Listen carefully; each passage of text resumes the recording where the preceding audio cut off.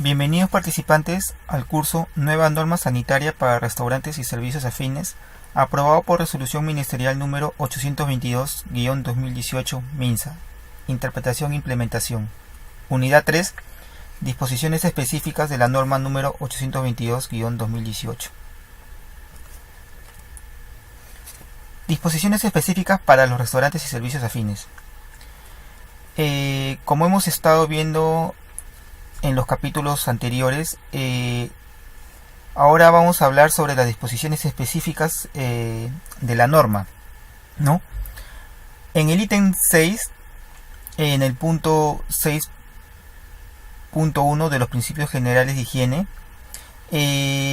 las disposiciones específicas ahondan específicamente en los programas generales de higiene, en las buenas prácticas de manufactura, también lo que son los registros de la información y la consultoría, y la capacitación sanitaria.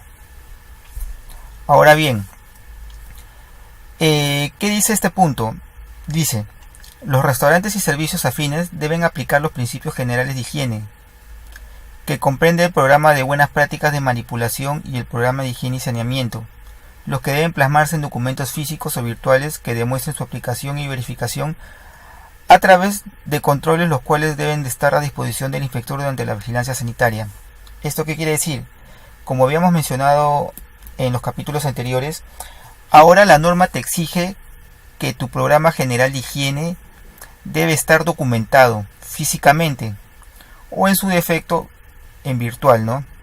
Que demuestren la aplicación de todos estos procedimientos en tu proceso de elaboración de tus productos, ¿no? De tus platos de comida, en este caso que son los restaurantes, ¿no? Ahora bien, estos programas, este programa general de higiene, como ya lo había dicho, es obligatorio ahora que todos los restaurantes tienen que tenerlo en forma virtual.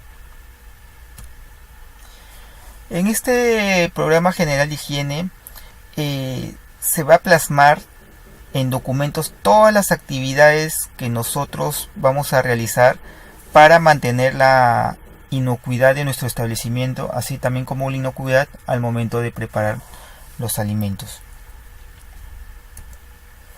Ahora bien, en el 6.2 nos habla sobre las buenas prácticas de manipulación de alimentos. Este punto menciona que el establecimiento llevará un programa de buenas prácticas de manipulación de conformidad con las características propias de la actividad que realiza, considerando como mínimo los aspectos establecidos en la presente norma sanitaria. En el programa de buenas prácticas de manipulación se detallan los puntos de control relacionados a los factores de riesgo que corresponden a la actividad del establecimiento. En este programa de buenas prácticas de manipulación se van a detallar todas las actividades que corresponden a mantener la inocuidad de nuestro establecimiento, ¿no? Ya sea las actividades, por ejemplo, de limpieza y desinfección de áreas, limpieza y desinfección, por ejemplo, de las áreas de cocina, servicios higiénicos, almacén, los programas de mantenimiento de equipos y utensilios, etcétera, etcétera. Ahora bien, en el punto 6.2 de la nueva norma, la 142, menciona sobre la manipulación de alimentos en el proceso de elaboración. Dice: las operaciones relacionadas con la elaboración de alimentos, desde la adquisición de la materia prima e insumos en general hasta su distribución, deben de seguir un flujo de trabajo ordenado y consecutivo, incluyendo a los manipuladores que intervienen de modo tal que no generen una contaminación cruzada. ¿Esto qué quiere decir? Que desde el momento donde se recepciona, en este caso, la materia prima e insumos para la elaboración de los alimentos, tiene que llevar un flujo de trabajo ordenado para evitar lo que es la contaminación cruzada. No podemos estar saltándonos, digamos, pasos o procesos al momento de la elaboración de los alimentos. Un ejemplo, de repente saltarnos el paso de la verificación de la recepción de insumos y directamente llevarlos al área de producción. Eso no se podría hacer porque nos estamos saltando ahí la verificación de cómo ha llegado los insumos o la materia prima para la elaboración de los alimentos. No hemos constatado si han llegado de manera adecuada, si están conforme a nuestros requerimientos, etcétera, ¿no? Ahora bien, en el ítem 6.2.1, la nueva norma, en la sección A de buenas prácticas de manipulación de alimentos en el proceso de elaboración de alimentos, dice: recepción de materia prima e insumos en general. El área de recepción de materia prima e insumos debe de estar protegida. La iluminación debe de permitir una adecuada manipulación e inspección de los productos. La responsabilidad del establecimiento que los alimentos recibe, materias primas, ingredientes, entre otros, deben cumplir con las características relacionadas a la calidad sanitaria. Las especificaciones detalladas de cada uno de los alimentos o grupo de alimentos deben consignarse en el programa de buenas prácticas de manipulación. ¿Esto qué quiere decir? Que el área donde nosotros vamos a destinar la recepción de materia prima debe ser un área que debe estar adecuada para esto, ¿no? Debe tener buena iluminación para que el colaborador pueda inspeccionar bien la recepción de alimentos. Debe ser un área protegida para evitar la presencia de cualquier tipo de contaminación. Las especificaciones, en cuanto a las especificaciones detalladas de los alimentos, no todos los establecimientos tienen las mismas especificaciones en cuanto a los insumos y productos que utilizan. Por ejemplo, un restaurante de repente que prepara alimentos marinos, en este caso las cevicherías, no va a tener las mismas no va a tener los mismos características de su producto. Por ejemplo, en una cevichería pueden preparar distintos platos fríos como calientes. En este caso, de repente, en la recepción del pescado, ellos van a tener ciertas características de recepción en cuanto al producto de pescado, ¿no? De repente en tamaño, en la variedad del tipo de pescado, ¿no? Porque lo utilizan para específicamente preparar los ceviches, ¿no? Entonces utilizan diferentes variedades de pescado para diferentes tipos de plato.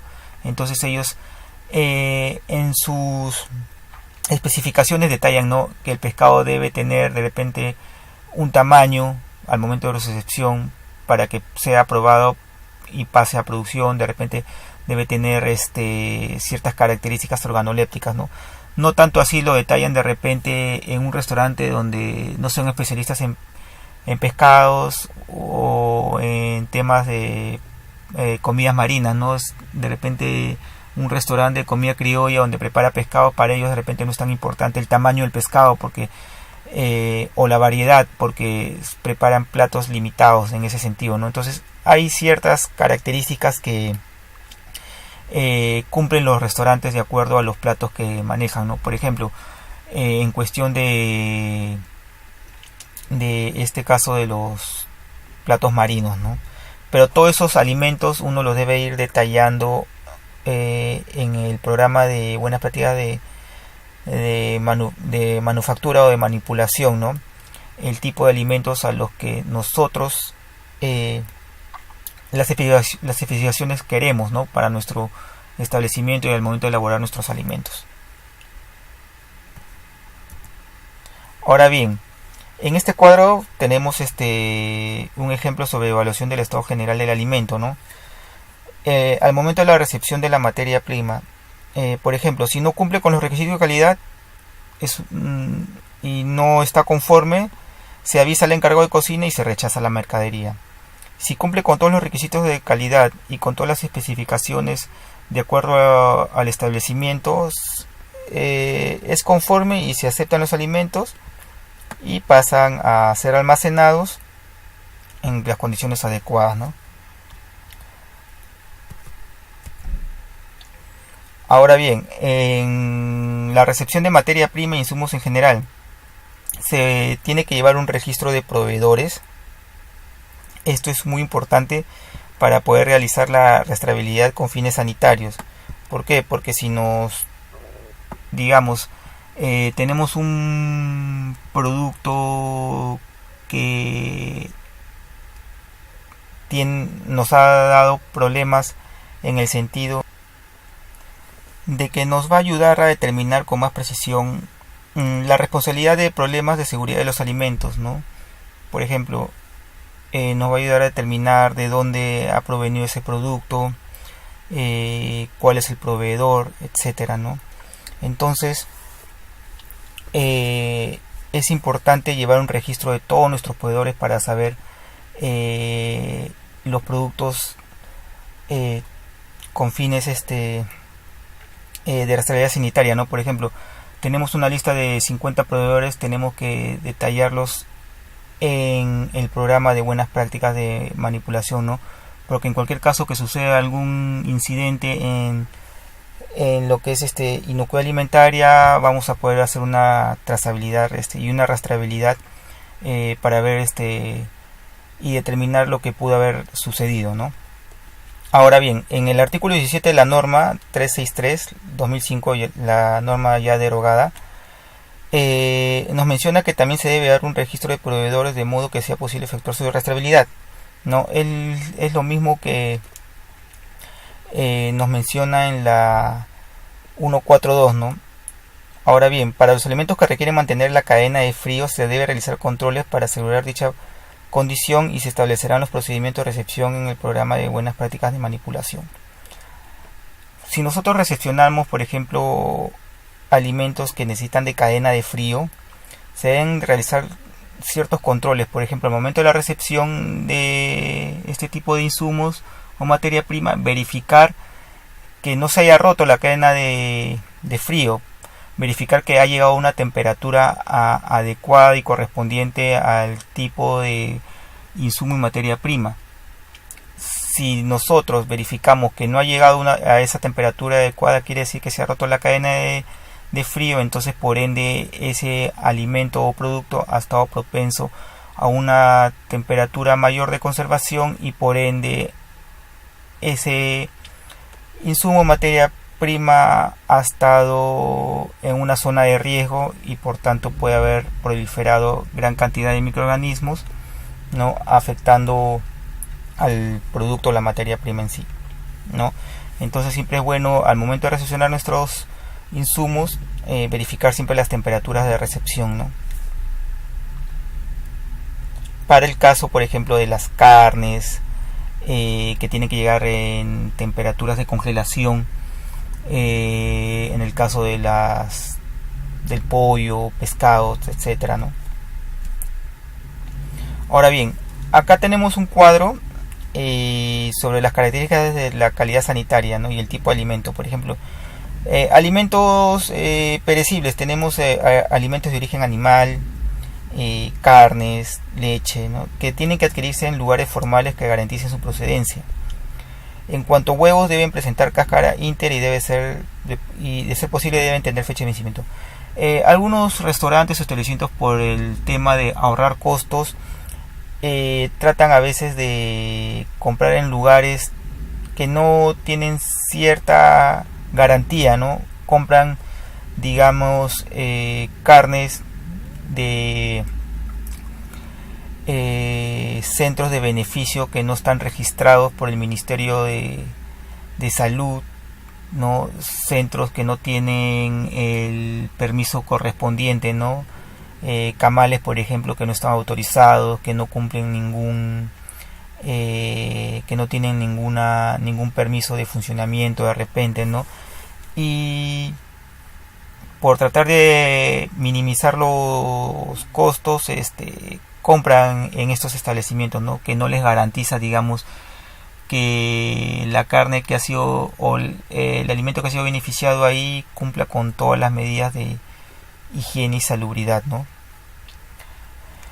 Ahora bien, con los alimentos no perecibles o industrializados, tenemos los cereales y frutos secos, En este caso no deben presentar olores a humedad ni rancidez, ¿no? Los empaques deben ser envolturas que deben garantizar la inocuidad del alimento que lo contienen, ¿no? Debemos ser bien cuidadosos al momento de recepcionar este tipo de alimentos, ya que no debemos recibir o aceptar alimentos que de repente su empaque haya sufrido algún tipo de violación, de repente un poco abiertos, o las latas golpeadas, chancadas, etcétera, ¿no? Ahora bien, sobre el almacenamiento de materia prima e insumos en general, ¿no? En el ítem 6.2.1 de la sección B, dispone que la materia prima e insumos deben de estar dispuestos en orden y separados del piso y paredes y techo, que en espacios que permitan la circulación de aire, la higiene y la inspección sanitaria. En este punto la norma no te indica digamos una distancia específica, ¿no? Simplemente dice que tiene que estar ordenada y que permita una fácil limpieza y una circulación de aire, ¿no? No te especifica que debe tener cierta distancia o debe tener hasta cierta altura entre el piso y el estante donde se van a almacenar los alimentos. Algo que sí en la norma 363, la ya derogada en su artículo 18, sí mencionaba, ¿no? Que los parihuelas, tarimas, tenían que tener una distancia mínima de 20 centímetros del piso, ¿no? Y que se dejara una distancia de 0.50 centímetros entre hileras, ¿no? Algo que la nueva norma no contempla, ¿no? Pero sí que tiene que tener, digamos, la distancia adecuada para que se pueda realizar la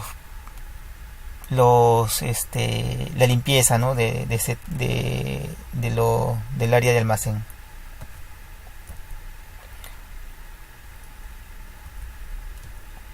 Ahora bien,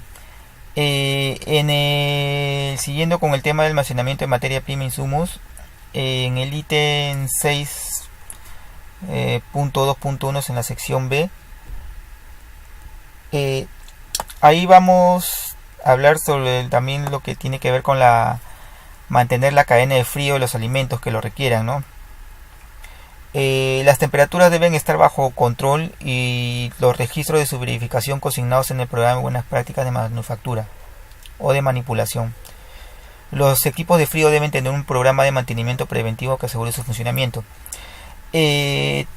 Nosotros cuando recepcionemos nuestros materia prima, insumos, al momento de recepcionar nosotros vamos a tener un registro donde vamos a registrar, valga la redundancia, la temperatura con la que ha llegado, ¿no?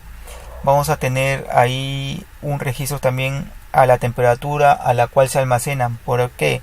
Porque esto nos va a permitir registrar todas las actividades de control que nosotros estamos realizando para evitar, digamos, romper la cadena de frío en este punto, ¿no? También debemos tener en nuestro programa de buenas prácticas de manufactura un programa periódico de mantenimiento para los equipos para que estén funcionando en condiciones óptimas, ¿no?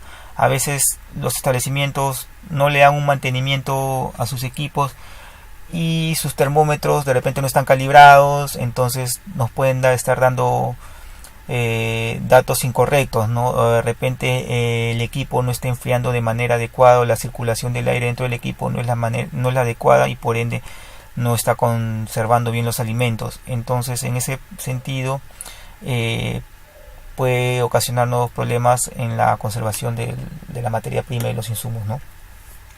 Ahora bien, en el artículo 19 de la 363, la norma ya derogada, menciona que los equipos de frío deben estar dotados de termómetros colocados en un lugar visible y ser calibrados periódicamente, ¿no? Las temperaturas de estos equipos deben estar registradas diariamente como parte del control, ¿no? Como ya lo estaba mencionando, debemos registrar todo esto en nuestros registros de nuestro plan de nuestro programa de buenas prácticas de manipulación. Ahora bien, en lo que es el almacenamiento de materia prima, en el ítem 6.2.1 de la sección B, Dispone también que los alimentos refrigerados deben mantenerse en una temperatura de entre 4 grados centígrados a 1 grado centígrado y que los congelados deben mantenerse en una temperatura menor o iguales a 18 grados, a menos 18 grados centígrados. En el artículo 19 de la 363, la norma ya derogada, nos menciona que la temperatura de refrigeración tiene que ser una temperatura menor a 5 grados centígrados al centro de cada pieza, en este caso de las carnes. Y en caso de conservar los alimentos congelados, los alimentos tienen que tener una temperatura menor de menos 18 grados centígrados, ¿no? Prácticamente el concepto, en este punto, tanto la nueva norma, la 142, como la ya derogada, la 363, nos dicen que debemos mantener los alimentos bajo estas temperaturas.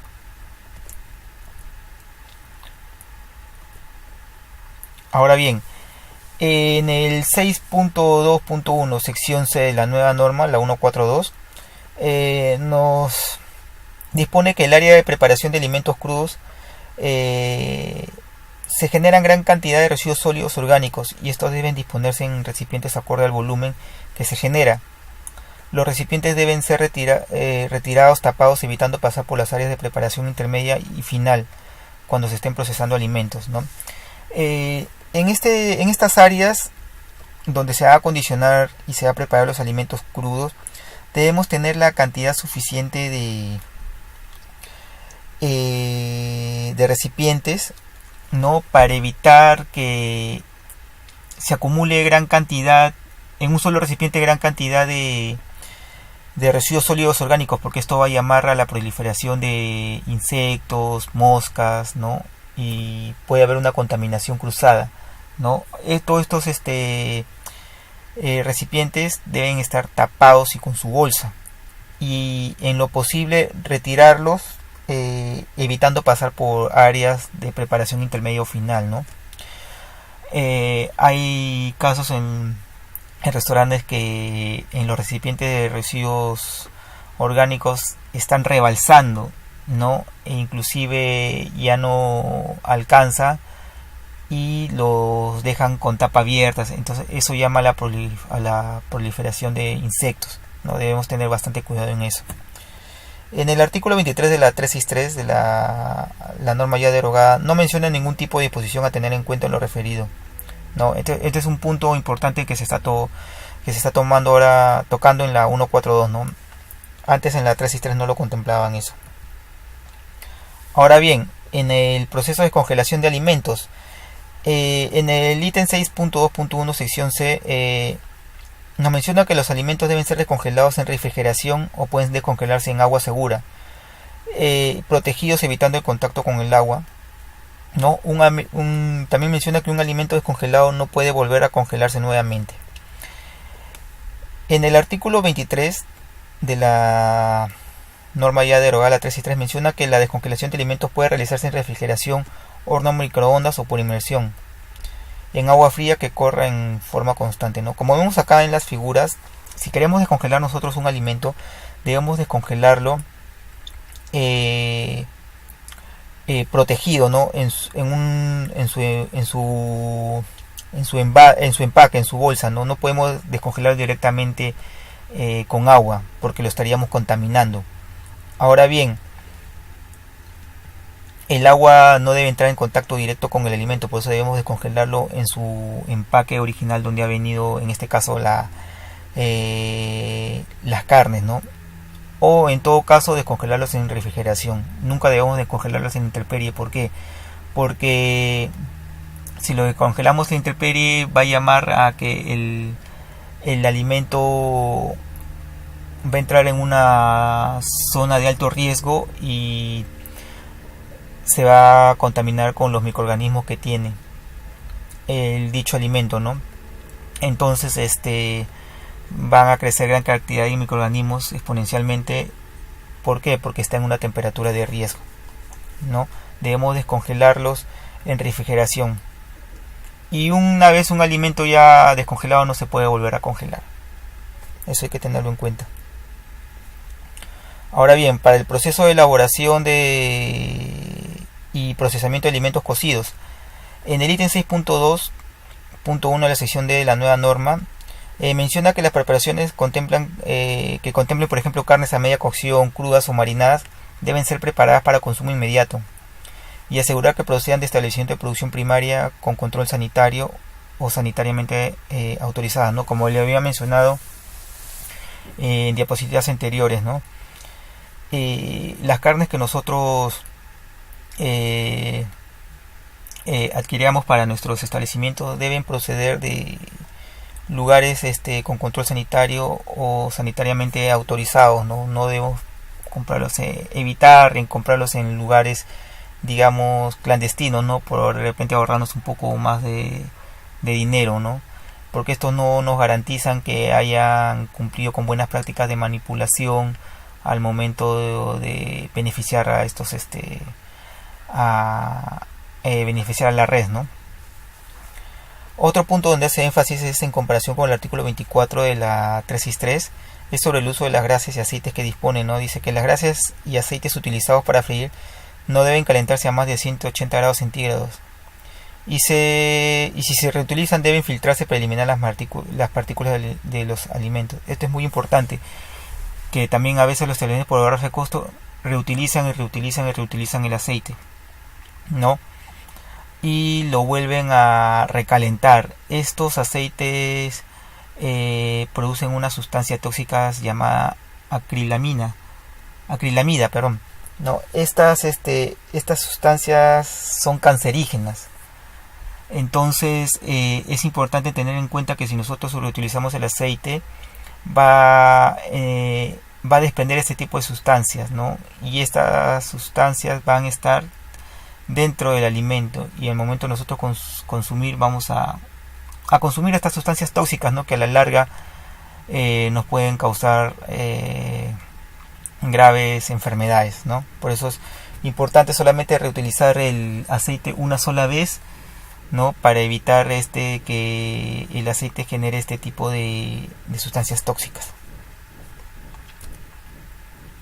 Ahora bien, en el ítem 6.2.1 dispone también que con fines de control de calidad los aceites y grasas reutilizados en la elaboración de frituras se deben considerar como no aptos para consumo humano cuando estos contienen más del 25% de compuestos polares, debiendo desecharse inmediatamente, ¿no?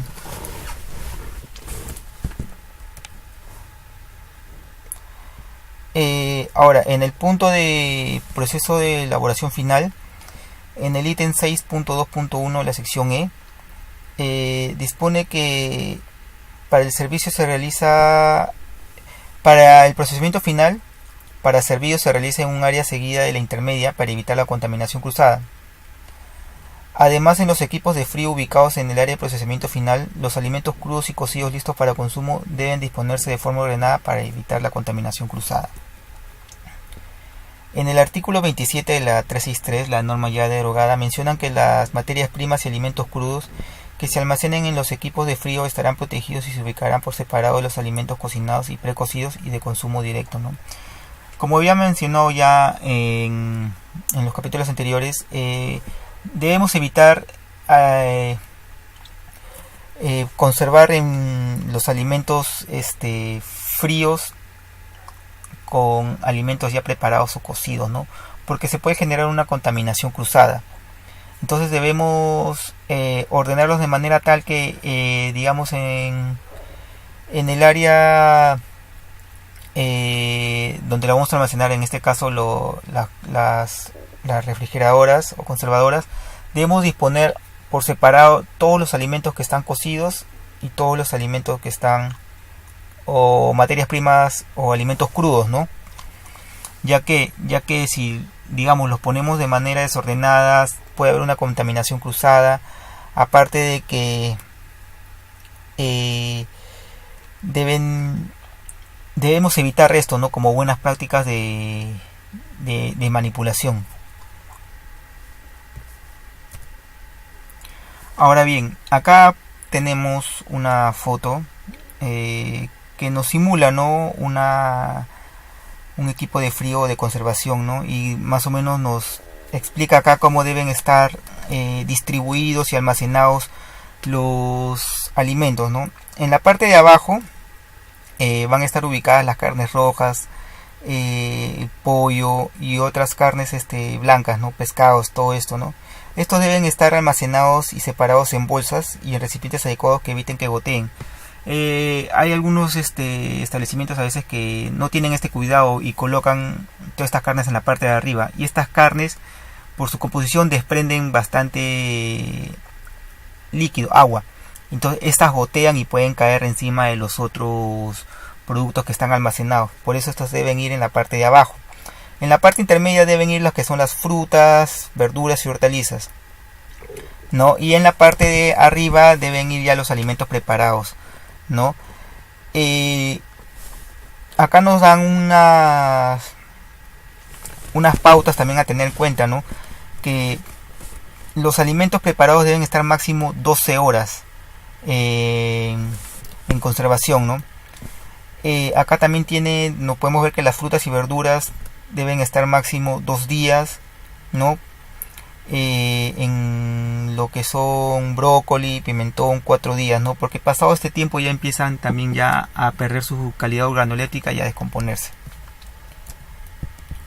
Ahora bien, las buenas prácticas en el servicio de los alimentos, ¿no? En el ítem 6.2.2 de la 142 dispone que cualquiera de las modalidades de servicio o expendio, sean alimentos que se preparan de inmediato, preparación parcial o previa, no deben de quedar expuestos al ambiente por más de 2 horas a fin de reducir el riesgo de contaminación cruzada. Esto hay que tenerlo muy en cuenta, ¿no?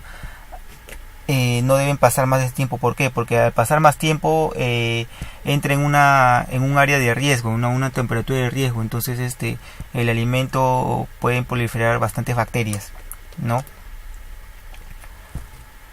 Ahora, en el artículo 29 de la norma la 363/2005, ya la derogada, mencionan que en las preparaciones de modalidad de menú debe aplicarse el principio de las temperaturas de seguridad, contemplándose el servicio de las raciones por un periodo máximo de 3 horas, ¿no? Acá en estos puntos hay una pequeña diferencia en el tiempo de quedar expuestos al ambiente, ¿no? En la 142 nos dice de 2 horas y en la 363 de 3 horas. Pero como hemos visto, es recomendable que esté en el menor tiempo posible en exposición. Así que debemos evitar de que el alimento debe estar expuestos la menor cantidad de tiempo posible, ¿no? La norma 142 dispone que la exposición al ambiente de alimentos de preparación inmediata y previa no debe ser mayor de 2 horas. Entonces debemos tener bastante cuidado en ese sentido. En el ítem 6.2.2 de la 142, la actual norma, dispone que los alimentos destinados a autoservicio deben de estar protegidos de la contaminación por el comensal o personal que sirve. ¿Qué nos indica esto? Que todos los negocios que tienen el programa de autoservicio, sus colaboradores al momento de servir los platos, los alimentos, tienen que estar debidamente uniformados y protegidos, ¿no? Para evitar la contaminación cruzada. En este caso, por ejemplo, los colaboradores deben tener una toca para cubrir los cabellos, una mascarilla o un buco nasal para evitar el tema de la saliva. Tienen que tener la ropa adecuada, ¿no? Tienen que usar guantes también. Si es posible también deben tener mandiles o delantales, ¿no? Todo esto para evitar la contaminación cruzada, ¿no? Por algún tipo de peligro físico. Ahora bien, en el artículo 29 de la norma 363/2005, la norma ya derogada, mencionan que en las preparaciones a la modalidad de autoservicio debe protegerse los alimentos mediante el uso de medias campanas sobre la mesa de servido, las cuales impiden el acercamiento excesivo del comensal a los alimentos y por lo tanto su posible contaminación con cabello, saliva, ropa, etc. Este es un punto que en el ítem 6.2 de la norma, la 142, no contemplaba, ¿no? O no contempla, que es acá en la 363, exigía, ¿no?, que los negocios de autoservicio deberían tener como medias campanas en sus exhibidores, ¿no?, para evitar que que los clientes se acercaran demasiado a los alimentos, ¿no? Y por ende evitar una contaminación cruzada mediante un peligro físico, ¿no? Que de repente pueda caer algún tipo de cabello al alimento por parte del consumidor o por parte también del colaborador, ¿no? En este caso las personas que reciben la comida, evitar también de repente la saliva, o que de repente se desprenda algún tipo de objeto de la ropa, etcétera, ¿no? Debemos tener mucho cuidado en este sentido. En lo posible, al momento de servir los platos de comida en los negocios que tienen autoservicio, implementar un programa en el cual implementar un procedimiento en el cual un colaborador tenga todos sus implementos en orden, ¿no? Como por ejemplo, toda su vestimenta o su uniforme debe estar completo, no le debe faltar nada, para evitar en sí la posible contaminación cruzada. Punto de atención al consumidor: en el ítem 6.2.3 de la 142 hay dos puntos nuevos que se mencionan, ¿no? Y es que si el consumidor comunica ser hipersensible o alérgico a algún alimento, este debería informar al área de cocina para que se apliquen las prácticas y eviten su uso o transferencia a las preparaciones a servir, ¿no? En este punto de la norma detallan de que, por ejemplo, si un consumidor comunica al restaurante que es alérgico, digamos, a los pescados o a productos pesqueros, entonces nosotros debemos tener un procedimiento para tratar este tipo de insumos. ¿Cómo lo deberíamos hacer? En la cocina, de repente, al momento de preparar el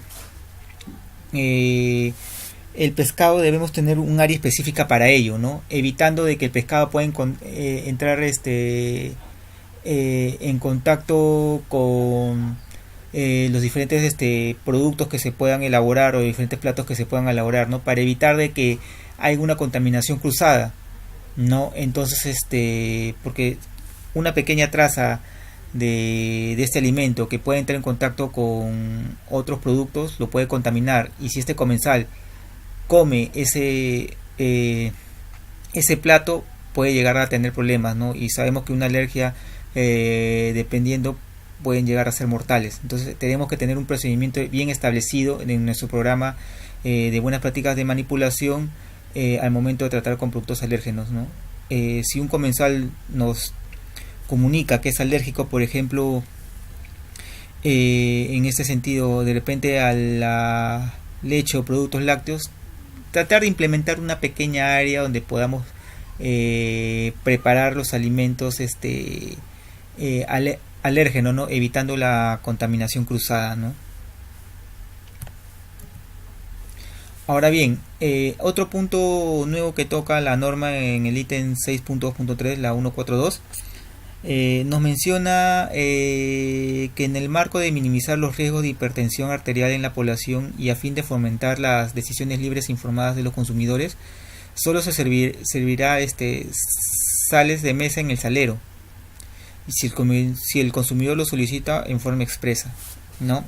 Esto es a fin de evitar este tipo de enfermedades como son la hipertensión arterial, ¿no?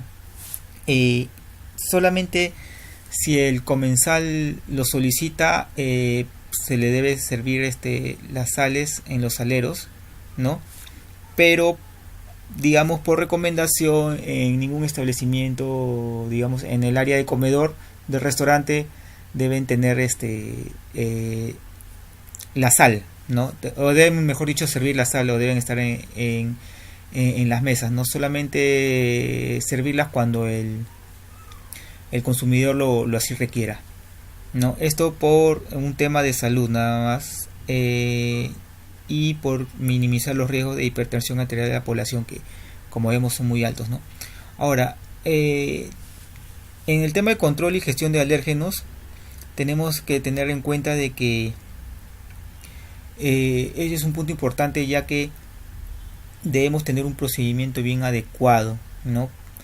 Ya que si nosotros trabajamos con bastantes productos que son alérgenos, a veces es recomendable preguntar a los comensales si son alérgicos a algún tipo de producto, ¿no? Ya que algunas personas no lo comunican, ¿no? Entonces por ahí pueden haber algún tipo de accidentes, ¿no? Debemos siempre controlar todo este tipo de situaciones.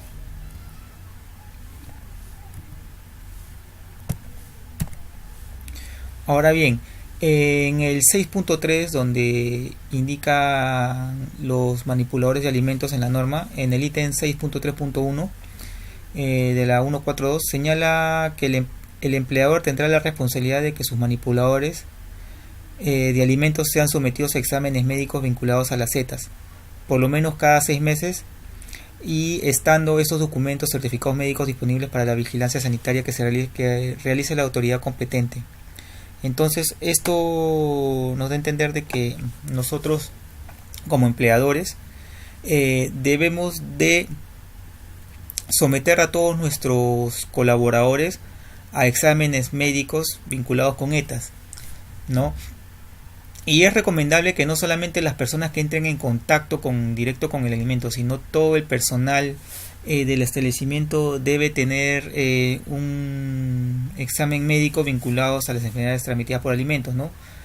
Ya que es un requisito indispensable que todas las personas que manipulan alimentos deben tener un carnet de sanidad. Estos exámenes deben ser cada 6 meses, ¿no? Y todos esos documentos deben estar disponibles dentro del manual, ¿no? Los procedimientos, cómo se van a hacer los exámenes médicos cuando sean necesarios, ¿no?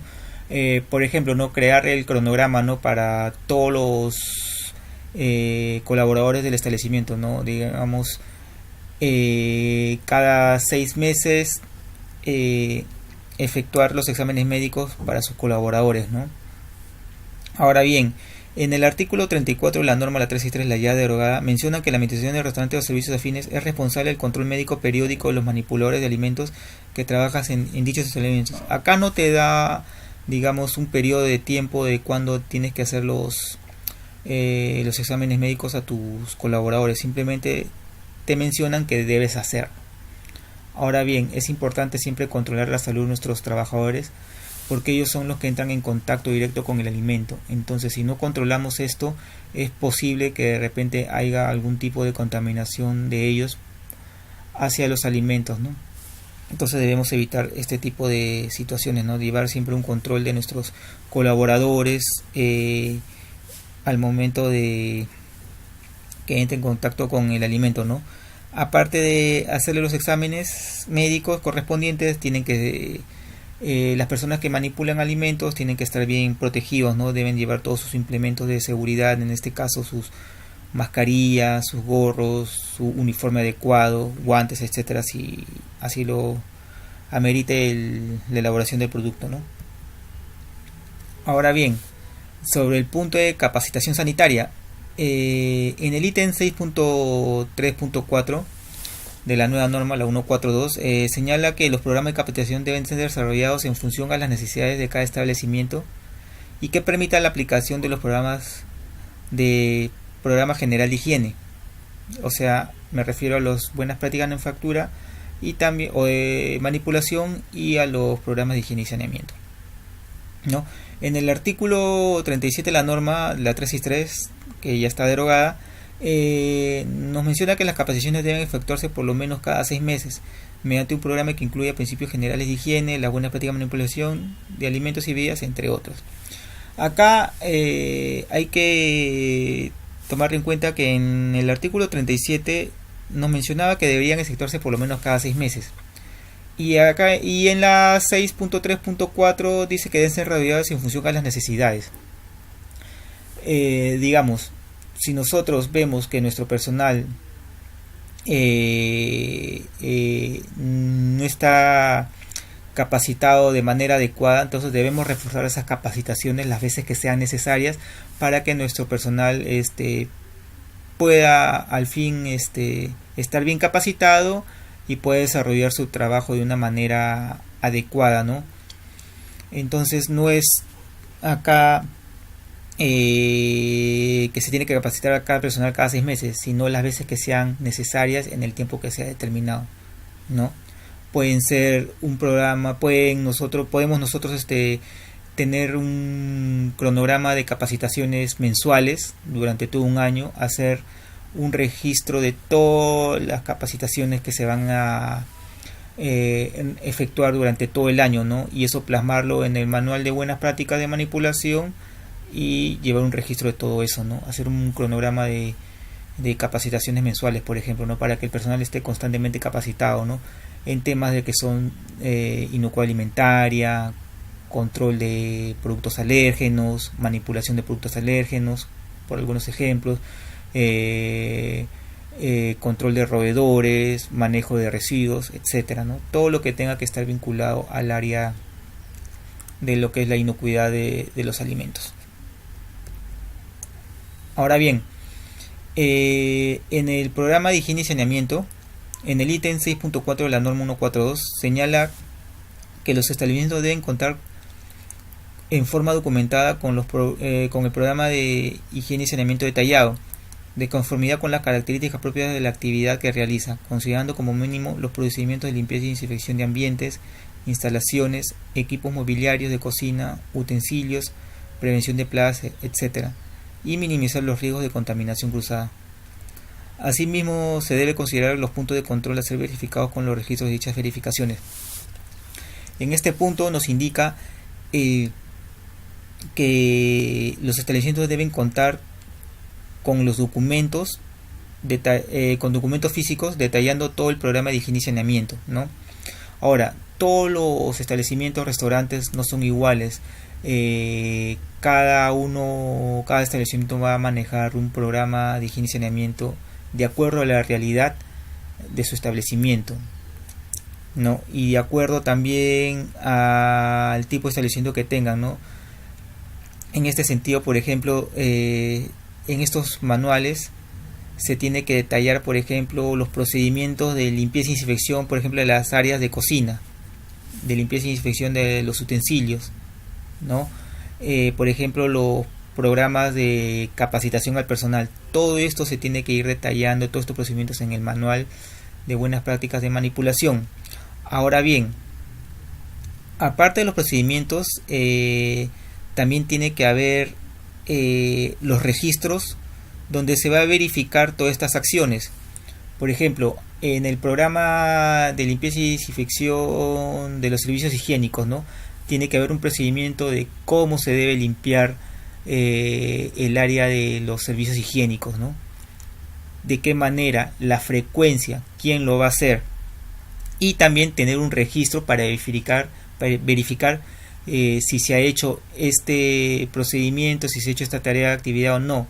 Entonces, por ejemplo, en el registro se puede detallar la persona que es responsable de la limpieza, se puede detallar la frecuencia y la hora con la que se debe hacer, ¿no? Todo esto tiene que ir detallado en los registros y en los procedimientos para que quede constancia al momento de que cuando lleguen los inspectores municipales a sus establecimientos puedan verificar que se están llevando y todo este tipo de controles. Ahora bien, en el programa de higiene y saneamiento, en el ítem 6.2.3 de la norma, el 142 señala que los productos de limpieza y desinfección a ser utilizados deben contar con un registro sanitario de la autoridad competente. En el artículo 38 de la norma, la 363, la ya derogada, señala que se deben utilizar productos autorizados por el Ministerio de Salud, que deben ser compatibles con otros productos desinfectantes empleados en el programa de higiene y saneamiento. Esto es muy importante también. A veces nosotros, por minimizar costos, compramos desinfectantes y productos de limpieza que de repente no tienen un registro sanitario, ¿no? Que lo compramos en establecimientos que de repente a veces venden estos productos sin un registro sanitario. Entonces no nos garantiza que ese producto desinfectante o producto de limpieza vaya a cumplir tal función, ¿no?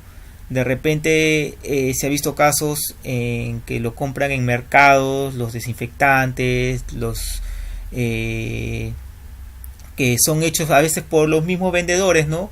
Porque simplemente lo vieron que era sencillo hacer, entonces hacen su mismo desinfectante y lo ponen a la venta sin ningún tipo de registro sanitario, sin ningún tipo de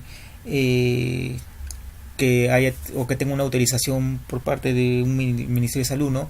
Entonces esos productos no nos garantizan a nosotros que vaya realmente a cumplir su función, ¿no? De repente podemos estar utilizando esos productos, pero a la larga no están desinfectando el área que queremos limpiar, o simplemente no van a ser efectivos al momento de eliminar los agentes contaminantes, ¿no? Entonces debemos utilizar productos que tengan registro sanitario, productos de marcas reconocidas, ¿no?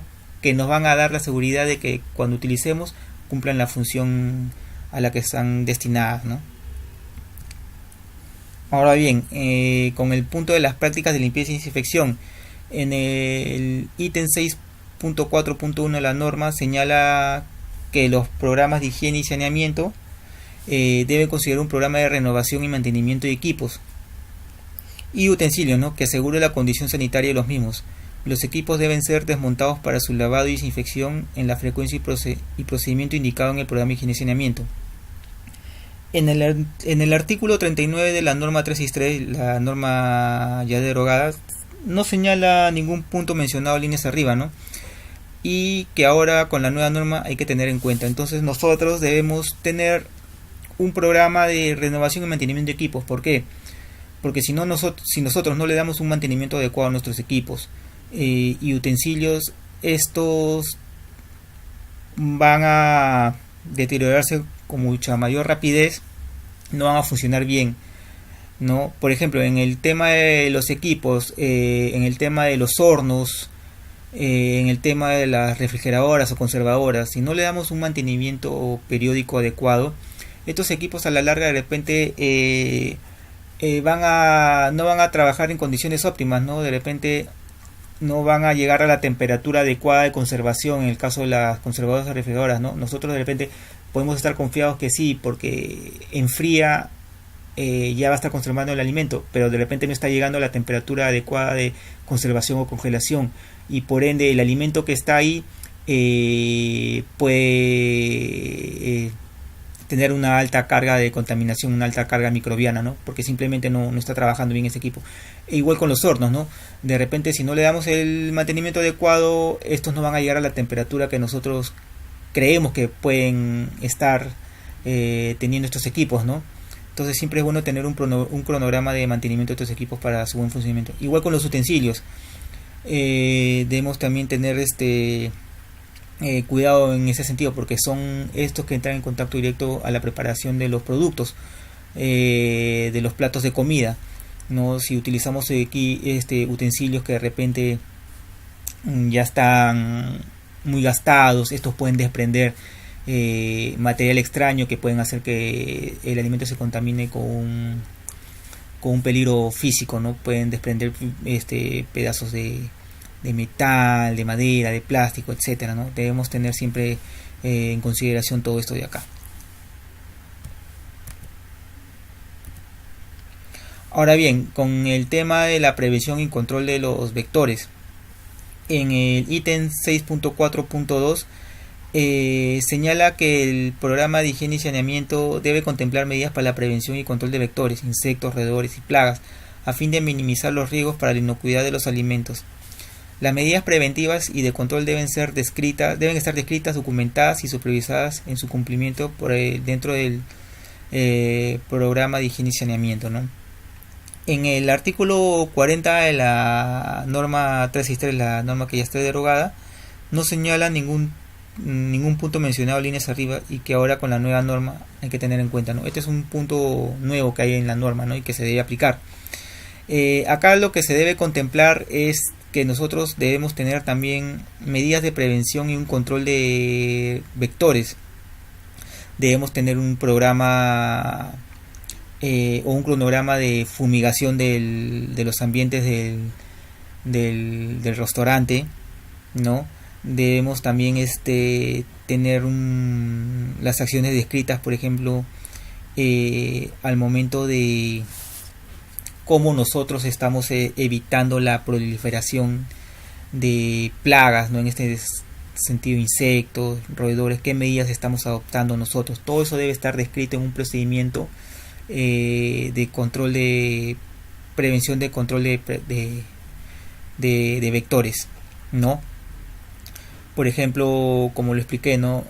¿Quién va a ser el responsable de tomar estas medidas, ¿no? Bajo qué procedimientos se van a cumplir, etcétera, ¿no? Y todo tiene que estar documentado y llevado en un registro, ¿no? En el caso, por ejemplo, de si hay trampas para roedores en los diferentes puntos del restaurante, ojo que no pueden haber trampas dentro del área de producción de donde se elaboran los alimentos. Ahí no puede haber ningún tipo de trampas, ningún tipo de cebo para roedores, está totalmente prohibido. Entonces, digamos, tiene que haber una persona que verifique el estado de las trampas que están en el establecimiento. Si ha habido algún tipo de incidencia, comunicarlo con la empresa encargada de la fumigación y de control de roedores, ¿no? Para que vengan a revisar las trampas si es que ha habido una incidencia, o en todo caso el tema de los cebos, ¿no? Manipularlos de una manera adecuada, todo eso tiene que estar descrito en su manual de buenas prácticas de manipulación, en el punto de prevención y control de vectores. Ahora bien, con el brote de las ETAs, en el ítem 6.5 de la norma 142, que el responsable legal del establecimiento ante la ocurrencia de un brote de ETA en su local tiene la obligación de dar aviso inmediato al establecimiento de salud más cercano o autoridad de salud, ¿no? Si nos llegara a ocurrir el caso de que en nuestro establecimiento hay un brote de ETA, comunicarlo inmediatamente al establecimiento de salud más cercano o autoridad de salud. ¿Para qué? Para tomar las medidas correspondientes. ¿Qué cosa quiere decir esto? Evitar de que, digamos, esto siga en cierta medida, siga expandiéndose, ¿no? Por así decirlo, ¿no? Tomar las medidas correctivas inmediatas, ¿no? Por ejemplo, si ha habido una incidencia de brote de ETA, ver el problema, ¿no? Para eso es importante el tema de la trazabilidad. Por ejemplo, si ha habido un caso en el que las personas que fueron a determinado establecimiento consumieron huevo y se enfermaron por salmonelosis, entonces el local tiene que dar aviso a la autoridad de salud más próxima y hacer ver el problema mediante, digamos, por ejemplo, una trazabilidad, ¿no? Ver dónde se compraron esos huevos, quién fue el proveedor, porque de repente de ese punto es que los huevos vinieron contaminados con salmonela, ¿no? Entonces, para que sea una trazabilidad y ver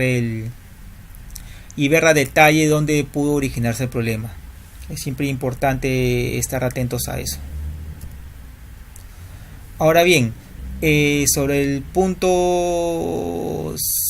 ítem 6.6, registro de la información de la norma 142, señala que la información que genera el establecimiento con respecto a la aplicación del programa general de higiene, en particular de los controles que se realizan para verificar la eficacia de los programas de buenas prácticas de manufactura o manipulación y los programas de higiene y saneamiento, deben estar registradas en forma ordenada, que permita orientar la toma de decisiones para las mejoras del programa. Para la verificación de dichos controles deberá tomarse como referencia la normativa sanitaria vigente o en su defecto el Código Alimentario, ¿no? Como lo he ido mencionando, se tiene que llevar un registro de todas las actividades que nosotros hacemos dentro del establecimiento. Por ejemplo, tener un registro de control de temperaturas al momento de recepción de la materia prima e insumos. Tener un registro, por ejemplo, de limpieza de las áreas de almacén. Tener un registro y un procedimiento de la limpieza del área de los servicios higiénicos. Tener un registro y limpieza de las áreas de cocina, ¿no? Debemos tener un registro para las principales actividades donde hayan mayores controles en temas de inocuidad alimentaria y en tema de elaboración de los platos. Por ejemplo, tener un registro del control de las temperaturas de los equipos de conservación, ¿no? ¿Por qué? Porque esto nos va a permitir hacer, digamos, nos va a permitir un control de todos los procedimientos que nosotros estamos haciendo para evitar la contaminación de los productos y de los alimentos o de los platos a preparar. Y también nos va a permitir verificar que estos controles se están haciendo, pues, ¿no? Y también va a servir para que cuando el personal fiscalizador de la municipalidad vaya a su establecimiento, demuestren ustedes con documentos físicos que ustedes están haciendo estos controles, que están verificando todos sus procedimientos y que están llevando de manera ordenada un registro de todas las actividades que están haciendo dentro de su establecimiento. Ahora bien, sobre el punto 6.7 sobre la certificación sanitaria, acá hay un punto bien importante que quiero que presten atención. En el ítem 6.7 de la norma 142 señala lo siguiente: las municipalidades podrán emitir la certificación sanitaria de Programa General de Higiene de un establecimiento, la cual se mantendrá con un plazo de vigencia de 1 año, siempre que la vigencia sanitaria mantenga las mismas condiciones por las cuales fue otorgada. Eso es lo que dice el ítem 6.7 de la norma. En el artículo 44 de la norma 363, la guión 2005 MINSA, la norma ya derogada, señala la calificación y certificación sanitaria de los restaurantes y servicios afines está a cargo de la autoridad sanitaria municipal, mas no menciona el plazo de vigencia. Ahora bien, hay un punto importante acá. En la antigua norma, la 363, las municipalidades se otorgaban el certificado de restaurante saludable, y hay varios restaurantes que tienen esta certificación sanitaria de restaurante saludable. Eso era antes. Ahora, con la nueva norma, ya no va a ser un certificado que señala restaurantes saludables, sino va a ser una certificación sanitaria de que el establecimiento cuenta con un programa general de higiene. Ya no va a ser restaurante saludable, sino certificación sanitaria de un programa general de higiene, la cual va a tener vigencia de 1 año. Ya no va a ser ya no se va a emitir un certificado como restaurante saludable. La nueva norma 142 ahora establece que se va a dar una certificación sanitaria por un programa general de higiene, que va a contemplar ahora que todos los establecimientos van a tener de forma documentada, como les había comentado, un programa general de higiene donde contemple los programas de buenas prácticas de manipulación, los programas generales de higiene y saneamiento. Eso es muy importante ahora tenerlo en cuenta. Bueno, participantes, concluimos ahora la unidad 3. Espero que hayan podido tener más claro el tema de las diferencias entre la norma sanitaria 142 y la 363, que hayan podido absolver alguna de sus interrogantes. Por favor, si tuvieran alguna duda, o no duden en consultarnos. Ahí tienen nuestros datos y nuestros correos electrónicos. Si tuvieran alguna pregunta o consulta de acuerdo a la norma la que esté en vigencia ahora, por favor háganlas, háganlas llegar para nosotras absolvérselas de forma inmediata, ¿no? Para que les quede claro todo con referente a la nueva normativa. Ya depende ahora de ustedes participantes poner en práctica todo lo aprendido.